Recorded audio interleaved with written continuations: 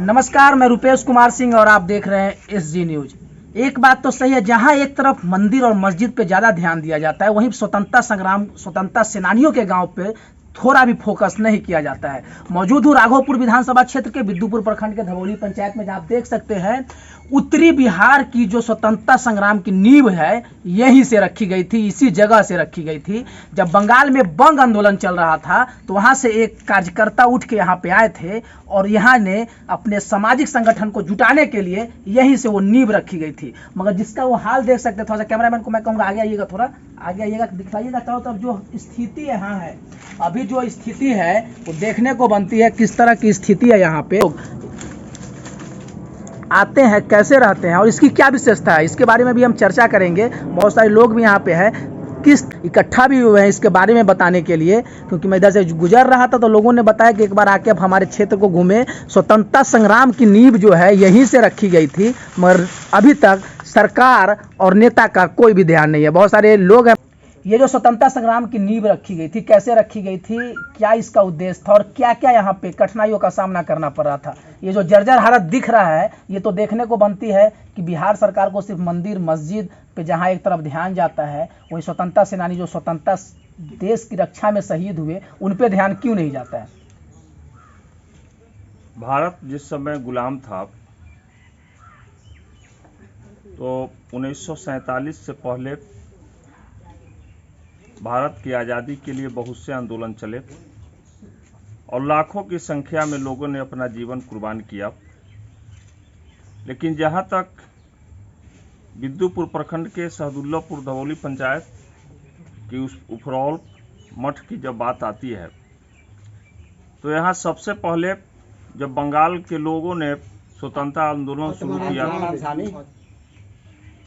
बंगाल के लोगों ने जब स्वतंत्रता आंदोलन चलाने के लिए वहां से स्वयंसेवकों की टोली को निकाली थी पूरे देश में आज़ादी का बिगुल फूंकने के लिए, आम जनता को समझाने के लिए, जगाने के लिए। उसी दौरान आत्मानंद स्वामी नाम के होम्योपैथी चिकित्सक इस गांव में आए थे और उन्होंने कहाँ से बंगाल से आए थे, वेस्ट बंगाल से, और वो यहीं पे अपना आवास रखा था और पूरे उत्तर बिहार स्वतंत्रता आंदोलन का संचालन यहीं से किया था। और कहा जाता है कि जिस समय वो आए थे वो अकेले आए थे। बाद के दिनों में अमीर गुरुजी, बांके सिंह, अक्षयवट राय जी, ललित सिंह, रूपा सिंह, चलित्र शर्मा, बुद्धू पासवान, 167 से अधिक स्वतंत्रता सेनानियों ने, उस समय मोहनपुर खजबत्ता पंचायत बोला जाता था, आज सहदुल्लापुर धवौली पंचायत है, क्योंकि मोहनपुर को काट करके नामानगर पंचायत में इंक्लूड कर दिया गया है। अक्षयवट राय स्टेडियम जो है, अक्षयवट राय नगर जो स्टेशन भी है, वो भी उन्हीं के नाम से शायद विख्यात है। हाँ, अक्षयवट राय जी के नाम से ही है और उनका जन्म स्थान सहदुल्लापुर धवौली पंचायत ही है। यहीं की वो जन्म लिए थे, यहीं के वासी थे और वो अपना सर्वस्व पूरा जीवन आज़ादी के लिए कुर्बान किए थे। और इस जगह के बारे में कहा जाता है कि आत्मानंद स्वामी जी को जब कोई बैठक बुलानी होती थी तो यहीं पे बाहर में एक घंटा टंगा हुआ था। जब 1 घंटा बजता था तो गांव के लोग समझ जाते थे कि स्वामी जी हमें बुलाने वाले हैं, लोग अलर्ट हो जाते थे। जब दूसरा घंटा बजता था तो लोग अपने अपने घरों से निकलकर चल देते थे और जब तीसरा घंटा बजता था तो यहाँ के गरीब किसान भी अगर अपने खेतों में काम कर रहे होते थे तो अपना काम छोड़ के भी सारे लोग इसी मठ पे एकत्रित होकर के आगे की रणनीति बनाते थे। और आज़ादी तो देश को मिली, लेकिन 70 सालों से अधिक हो चुका है। जितना विकास इस केंद्र बिंदु स्थल का होना चाहिए था उतना विकास नहीं हो पाया। जितना विकास होना चाहिए था उतना विकास इस स्थल का हो नहीं पाया। विकास की बात करते हैं तो कुछ देखने को मिल ही नहीं रहा। जिस तरह से जर्जर स्थिति है, किस तरह से जब ये केंद्र बिंदु माना गया है जैसे आप कह रहे हैं कि ये उत्तरी बिहार क्षेत्र का जो आंदोलन चला था उसका केंद्र बिंदु माना गया था, तो ये देश, ये राज्य, ये गांव अभी तक पिछड़ा क्यों है? क्योंकि अगर उस हिसाब से देखा जाए तो स्थानीय विधायक की बहुत बड़ी भूमिका होती है क्षेत्र के विकास में। हमारा जो ये क्षेत्र है राघोपुर विधानसभा क्षेत्र है, और राघोपुर विधानसभा क्षेत्र ने हमेशा मुख्यमंत्री को ही जिताया है। माननीय लालू प्रसाद यादव जी हमारे राघोपुर विधानसभा क्षेत्र से विधायक रहे, मुख्यमंत्री बने। राबड़ी देवी जी राघोपुर विधानसभा क्षेत्र से विधायक रहे, मुख्यमंत्री बनी। तेजस्वी यादव जी भी वर्तमान में अभी विधायक हैं, डिप्टी सीएम रहे। एक विधायक जी जो थे जो चुनाव भी लड़े थे मगर वो कुछ नहीं बन पाए थे। बीच में सतीश कुमार जी जदयू के टिकट से यहाँ से जीते थे, 5 साल का कार्यकाल मिला था। उन्होंने भी तो 5 साल के कार्यकाल में आवाज तो नहीं उठाया ना? नहीं, 5 साल के कार्यकाल में 2.5 साल तो विदाउट फंड रहा। विधायक लोगों का फंड उसी पीरियड में समाप्त किया गया था। 2.5 साल कोई फंड नहीं मिला था किसी विधायक नहीं, को। उससे मतलब नहीं कि कौन आए कौन गया, सबसे बड़ी बात है कि इस मुद्दे पे अभी तक कोई आया क्यों नहीं? क्यों नहीं? इस मुद्दे पर आज तक हमारे संज्ञान में ऐसा नहीं आया है कि किसी ने कोई आवाज उठाई हो, या इस स्थान के डेवलपमेंट के लिए पर्यटन स्थल के रूप में या स्मारक के रूप में किसी ने ध्यान दिया हो, ऐसा नहीं। ऐसे बहुत बार आपने लिखा भी है, बिहार सरकार को भी लिखा है, भारत सरकार को भी लिखा है। जवाब क्या आया अभी तक? अभी तक कोई जवाब तो नहीं आया है, जवाब की प्रतीक्षा है। यहाँ से सुनने में आया 161 लोगों से ज्यादा जो है 167 से ज्यादा लोग स्वतंत्रता सेनानी संग्राम में यहाँ से उपस्थित हुए थे। सिर्फ इस गांव से उपस्थित हुए थे, इस पंचायत से, जिनका नाम भी भारत सरकार ने घोषणा किया था कि 167 लोग जो हैं यहाँ से 67 प्लस जो भी थे यहाँ पे आए हुए थे। कुछ लोगों का नाम बोर्ड पे बाहर टंगा भी हुआ है, जो गेट बना हुआ है उसके आसपास, वहाँ चक सिकंदर हाजीपुर जंदाहा रोड में कुछ लोगों का नाम टंगा हुआ है। बाकी लोगों को आखिर में छुपाने का क्या कारण है? क्यों वो स्वतंत्रता संग्रामी में थे? जब देश की आज़ादी का जो कि मेन मुद्दा था, अंग्रेजों के समय से देश को आज़ाद करना अहम मुद्दा बन गया था भारत के लिए, उस समय इन्होंने रणभूमि में कूद के अपनी प्राण की आहुति देकर भारत को आज़ाद कराया था। फिर भी उनका डेवलपमेंट में इतना पीछे क्यों रह गया ये गाँव? अब वो तो जो नेतृत्व करता है, जिन्हें जिम्मेवारी मिली समाज के डेवलपमेंट के लिए, गांव के डेवलपमेंट के, पंचायत के डेवलपमेंट, ये सवाल उनसे पूछेगा तो वो बताएगी।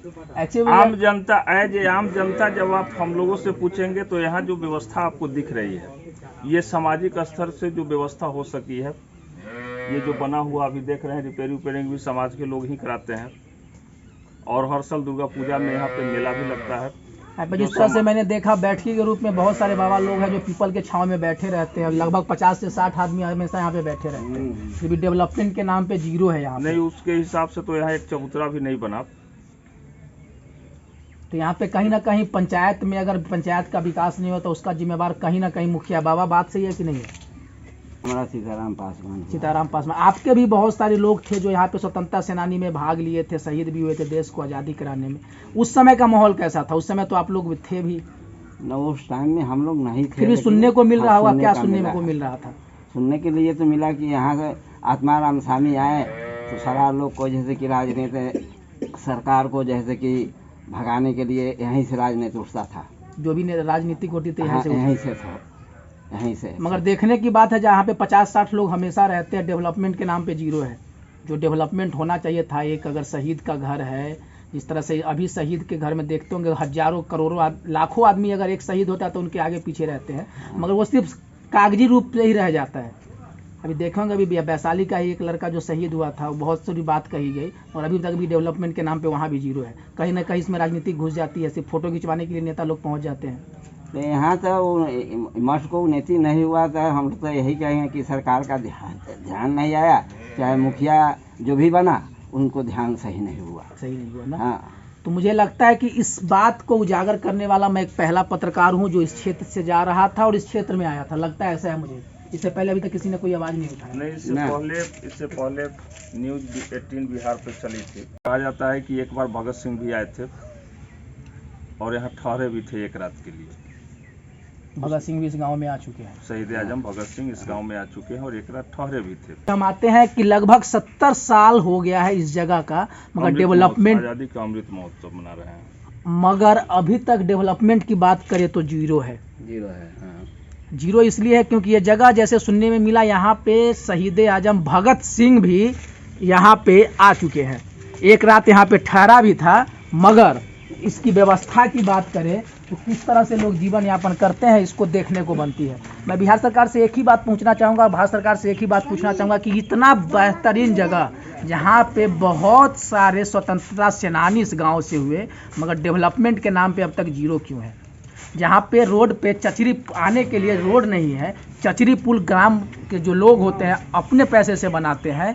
शहीद इसी गांव के हुए, चचरी पुल की गांव के रोड आदमी लोग जो हैं चचरी पुल भी अपने ही पैसे से बनाते हैं और फिर भी वो चचरी पुल भी डूब गया है। तो इतना सुंदर जगह को इस तरह से विकसित किया गया है, वो आप देख सकते हैं, चारों तरफ देखने को मिल जाएगा। कितना सुंदर जगह जहाँ से 167 स्वतंत्रता सेनानी निकल के बाहर आए थे, जो कि भारत सरकार द्वारा इसको मान्यता भी दिया गया था, मगर अभी तक डेवलपमेंट के नाम पे जीरो है। मैं यही कहूँगा कि एक बार इसकी निरीक्षण किया जाए, लोगों से इसकी जानकारी ली जाए और जल्द से जल्द इसका जो है मरम्मती का कार्य, सौंदर्यीकरण का कार्य जल्द से जल्द पूरा किया जाए। एक चीज और बता देना चाहेंगे कि इसी गांव के परमवीर चक्र से सम्मानित राजरूप भगत भी हुए थे। परमवीर चक्र विजेता भी इस गांव से हैं। 16 दिसंबर 1971 के युद्ध में शहीद हुए थे इसी गांव के। तो मतलब कि स्वतंत्रता सेनानियों से भरपूर पड़ा ये गांव विकसित के नाम पे जीरो क्यों है? या तो फिर पंचायत के लोग काम सही से नहीं कर रहे हैं या फिर ऊंचे पदाधिकारियों की उनकी सूचना नहीं है कि इतना सुंदर जगह जहां पे सिर्फ स्वतंत्रता सेनानियां निकले अभी तक डेवलपमेंट के नाम पे जीरो है। या फिर भगत सिंह की आने की बात करें या फिर परमवीर चक्र विजेता की बात करें या फिर 167 उस मर्द की बात करें जो यहाँ से स्वतंत्रता संग्राम में शहीद हुए थे, मगर न उनका अभी तक बोर्ड दिख रहा है न चेहरा का पता है और ये जो है सिर्फ कागजों में सिमट के रह गया है। कैमरामैन सूरज के साथ मैं रुपेश कुमार सिंह, SG न्यूज, बिद्दुपुर, वैशाली।